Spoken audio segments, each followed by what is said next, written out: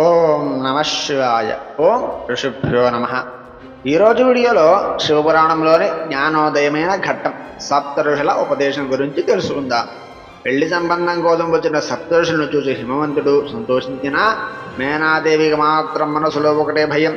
నా కూతురు రాజకుమార్తె, ఆ శివుడికి ఇల్లు లేదు, వాకిలి లేదు, కులగోత్రాలు తెలియవు. అలాంటి వాడికి నా బిడ్డను ఎలా ఇవ్వాలి అనే ఆమె ఆవేదన వ్యక్తం చేస్తుంది.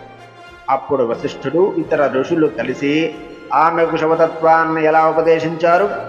ఎవరు ఈ సృష్టికి మూలమో ఆయనకు గోత్రం ఎక్కడిది, సకల ఐశ్వర్యాలను ఇచ్చే కుబేరుడే ఆయనకు మిత్రుడైనప్పుడు ఆయనకు లేని సంపద ఏమున్నది అని ఋషులు చెప్పిన మాటలు మేనాదేవి మనస్సును ఎలా మార్చాయి.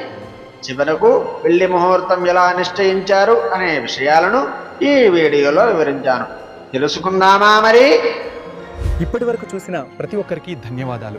ఇలాంటి అద్భుతమైన వీడియోల కోసం ఇప్పుడు శివభక్తుడు ఛానల్ని సబ్స్క్రైబ్ చేసుకోండి.